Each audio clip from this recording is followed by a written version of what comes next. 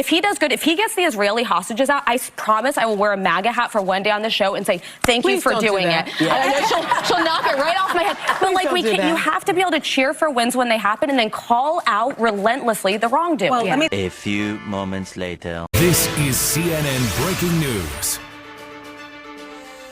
The breaking news coming in to CNN, a senior Biden administration official confirming that Hamas has agreed to a hostage release and ceasefire deal. I want to go straight to senior White House correspondent MJ Lee with the latest. MJ.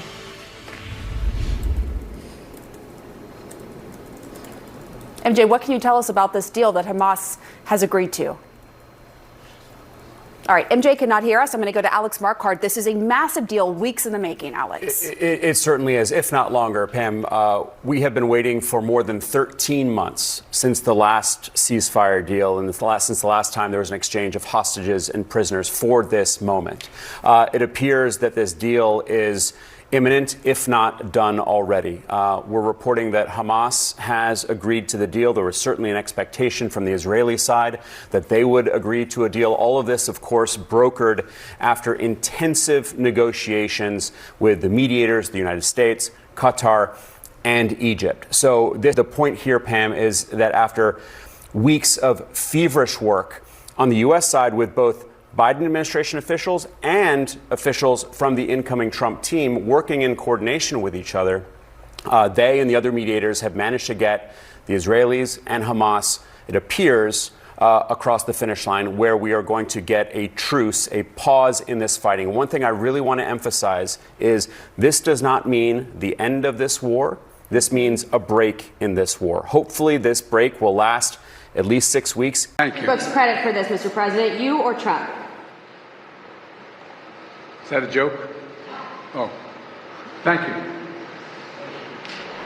All right, guys, so we got to talk about a decaying Joe Biden who delivered his farewell address and warning to the nation, okay? Biden went full-blown Trump derangement in his last speech in multiple ways, okay, including warning about an oligarchy coming in. The oligarchy he doesn't like, by the way, because, again, you know, when it comes to the Democrat oligarchy, they're totally fine with that. As if elites don't run the Democrat Party, right? Evidenced by the fact that the elites overthrew Joe Biden. But anyways, yeah, he's warning about an oligarchy and then also at the same time warning about free speech, right? Democrats revealing the authoritarians that they really are in Biden's farewell address. Nobody should be surprised. I'm equally concerned about the potential rise of a tech industrial complex that could pose real dangers for our country as well. Americans are being buried under an avalanche of misinformation and disinformation, enabling the abuse of power. The free press is crumbling. Editors are disappearing. Social media is giving up on fact-checking. The truth is smothered by lies told for power and for profit. We must hold the social platforms accountable to protect our children, our families, and our very democracy from the abuse of power. That's why my farewell address tonight, I want to warn the country of some things that give me great concern. And this is a dangerous that's a dangerous concentration of power in the hands of a very few ultra-wealthy people. And the dangerous consequences if their abuse of power is left unchecked. Today, an oligarchy is taking shape in America of extreme wealth, power, and influence that literally threatens our entire democracy, our basic rights and freedoms, and a fair shot for everyone to get ahead. We see the consequences all across America, and we've seen it before, more than a century ago. But the American people stood up to the robber barons back then and busted the trusts. They didn't punish the wealthy, just made the wealthy play by the rules everybody else had to. I think the way he's leaving office has been, frankly, pretty terrible. He's going to be remembered for a few things.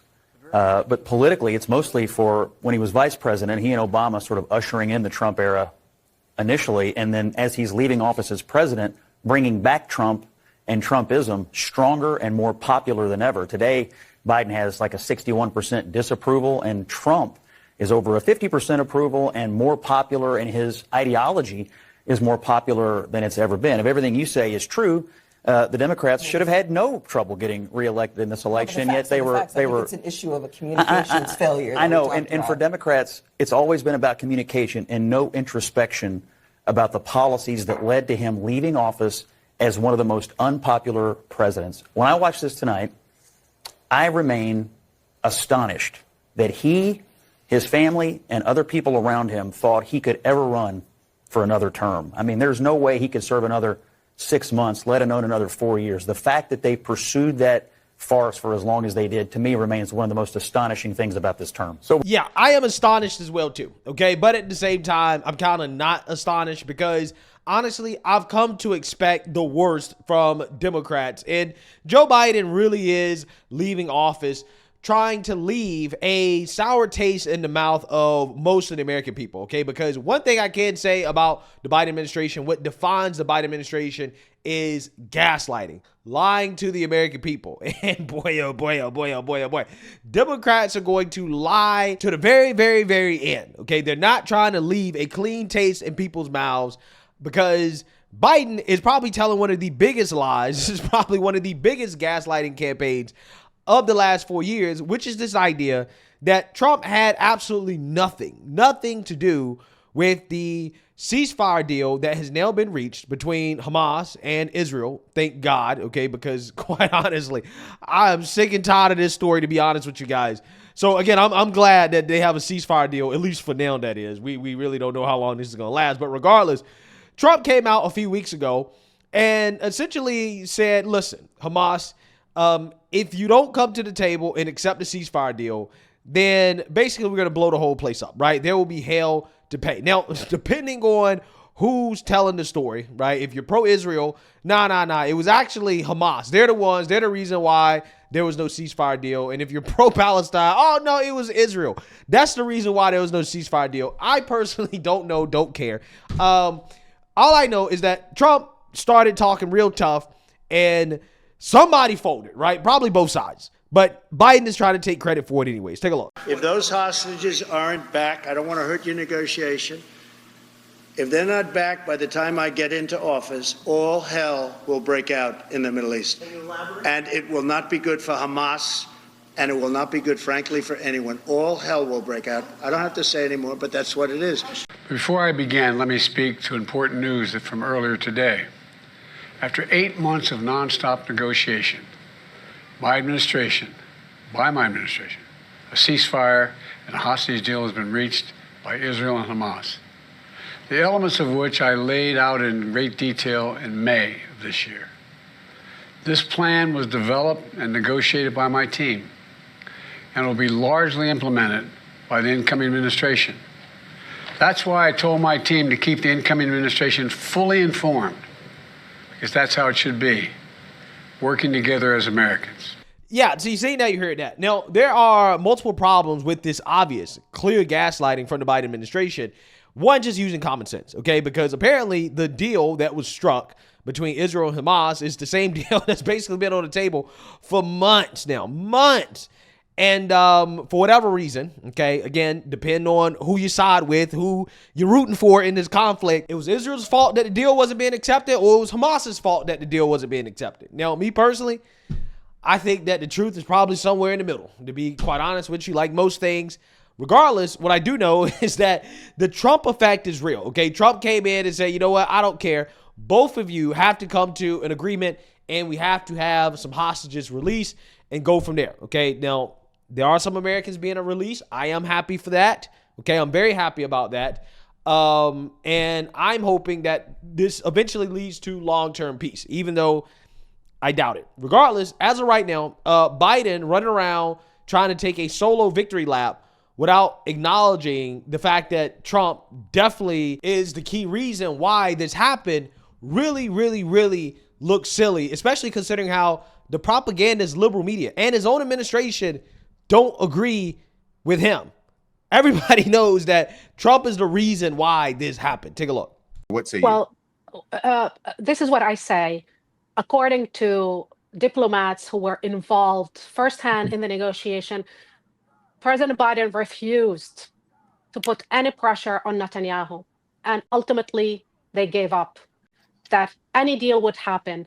It was, and Don, you and I talked about President Trump. I have no love, and I don't want to give Trump any credits, but I know, but I am in the business of telling the truth. Same. Donald Trump intervention have been monumental in making the ceasefire deal possible, and just to make people understand, President Biden not only refused on multiple occasions to put any pressure on the Prime Minister of Israel to do any deal. People who were involved in the negotiation, including Israeli negotiators, told me firsthand that very often they felt that he was more than backing the negotiating team, the Israeli negotiating team. He was backing the Prime Minister agenda and his desire to stay in office.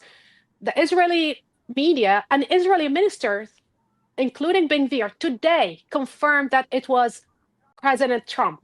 Israeli media also confirmed that Netanyahu was already gave up on the hostages. He was willing to sacrifice the hostages for his political desire to stay in power. That framework has been available essentially since the end of May. So you might ask the question, as you did, why now? Mm-hmm. And I would say there was a Trump effect. The Trump effect was on Bibi, in the sense that Bibi was not going to say no to Trump, fears the cost of saying no to Trump. There was a Trump effect also, I think, on Qatar and Egypt.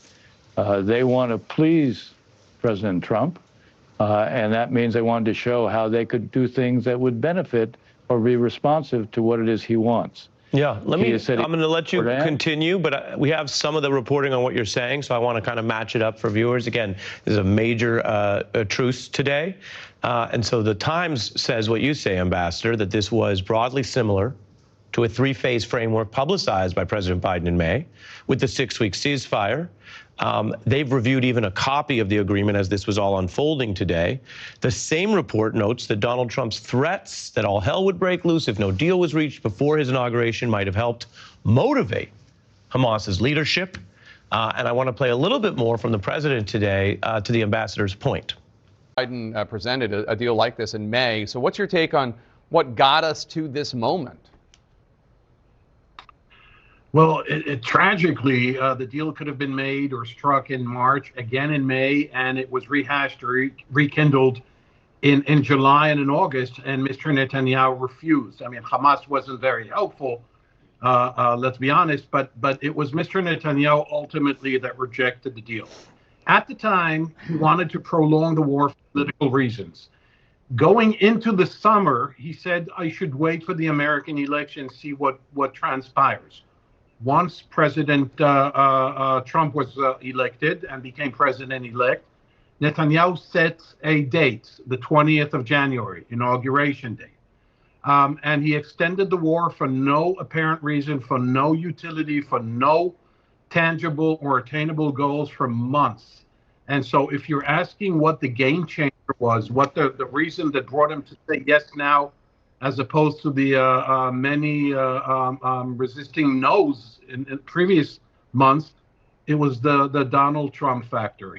It's not that Trump pressured him, it's that he's afraid of the unpredictability and transactionality of Trump that Trump is known for, that caused him to say, I better get on his good side and I should do this now. Yeah, so you see that, you heard that. Now, this is really, really, really humiliating for Joe Biden, okay? Because for whatever reason, he could not strong arm both sides into accepting a deal months ago, right? A deal that was on the table that Trump was able to come in and say, nope, you both got to accept it or else there's going to be all hell to pay, okay? And I actually think he was talking to both, right? I actually think Trump is like, nah, I'm not dealing with this nonsense. I saw the pro-Palestinian protesters. I am not dealing with this going into my administration. You are going to get right, right? It's almost like, taking two kids, right? And they're fighting each other and then you spank them both, right? And just tell them to go sit down on the couch and shut up, right? I mean, that's essentially what Trump did. Okay, let's be honest. That's exactly what he did. And it just makes Biden look weak. It makes him look really weak because the left tried to tell their base, hey, well, you need to vote for Kamala Harris because there's no chance that Trump is going to get a ceasefire. If you want a ceasefire, you got to vote for Biden or Harris, right? And I, at the time, was saying, no. The fact is that if Biden or Harris could get a ceasefire, then they would have gotten one before the election, right? Because that could have motivated the far left base to come out and vote for Kamala Harris. But because they didn't get it, to me, it seems as if they didn't have the ability to do it, or who knows, according to some reports, they didn't have the willingness to do it. I don't know. But what I do know is that what I was saying before the election, in which, of course, I'm right again, that, hey, if you're Muslim, if you're pro-Palestinian, whatever, Trump is very pro-Israel, but I still think that he has the best chance of getting a ceasefire just because he is a businessman. He's a negotiator, and this is what he does. Flashback. I think a lot of people have kind of accepted that, what's going to happen is going to happen, and you might as well go with Trump, who has a proven track record, or at the very least, of trying to usher peace. Now, I don't know if Trump can actually do that, okay? Maybe he can when it comes to this war between Israel and Hamas, okay? Maybe Trump can rein in Netanyahu, who, in my opinion, seems hell-bent on turning Gaza into a parking lot and then building beachfront property, right? I mean, I'm just saying, I don't know. Maybe Trump can usher into peace. What I do know is that there's a much better chance of him doing that than Kamala Harris, to be honest with you, because she has been very incoherent in regards to what she's going to do or how she's going to solve this conflict, considering how she has absolutely failed at ushering in peace, at brokering peace. Yeah, so while I do not think that this is over for 1 second, I do not believe that this war is over, right? But I'm hoping that this ceasefire lasts for the next 4 years, okay? Because quite honestly, I really don't like talking about this subject. It is one of the most divisive subjects that I've ever seen, and there's no possible way to give a nuanced take on a subject like this without getting hate and vitriol from both sides, okay? Because this is one of the most great issues of my lifetime. There is no right answer. I'm just happy that the hostages have been released. I'm just happy that the fighting is going to stop, right? Or I'm hoping, okay, fingers crossed, okay, because the fighting hasn't officially stopped yet, but we'll see. I mean, anything could happen between now and Trump being inaugurated. So we really don't know, okay? But knock on wood, fingers crossed, God willing, that the ceasefire actually goes through and that there is long-term peace, okay? And what I mean by long-term peace is for the next 4 years, we can get all the hostages back and we can move on past this conflict, at least for the next 4 years. But there's zero doubt in my mind that it's not over, okay? I'm just hoping that it's temporarily over for the next 4 years. And I'm also hoping that there's a de-escalation of conflict and tensions in the Middle East. I personally believe that it is in America's best interest to not necessarily go along with everything that Israel wants to do. And I am happy that President Trump was able to strong arm Netanyahu into coming to the negotiating table and accepting a deal along with Hamas. This is real leadership, folks, right? That's all I know. All I know at this point, this is real leadership, okay? What I knew before the election, I was like, you know what? Trump is very pro-Israel, but I think at the same time, he don't really like Netanyahu like that, right? I don't think he really jived with Netanyahu like that. And it seems as if Netanyahu may be losing political support behind this war. So at least for now, it may be in Israel's best interest to pause the conflict because, I mean, honestly, I think that they are hell-bent on establishing greater Israel, and I don't think they're going to stop until they do that. But who knows, right? I don't know. I'm just telling you what I think is going to happen. People are going to boo-hoo, whine, and cry about it. It doesn't matter at this point. What does matter is that we have peace, and this is what real leadership looks like. Trump is already president. He's already bringing peace to the world. Okay, it's crazy how that works. Like I told you guys before, Trump is inevitable. He's Thanos, okay? People bend the knee. That's what happens, okay? Trump speaks and he gets things done. And what he's accomplishing already is historic, okay? I think that Trump is going to go down as one of the greatest presidents ever. He's going to be a Mount Rushmore level president when it's all said and done. At least that's what I'm hoping. And he's already off to an amazing start. So, hey, let me know what you guys think. Make sure you like, comment, and subscribe. Most importantly, share a Black conservative perspective. Peace.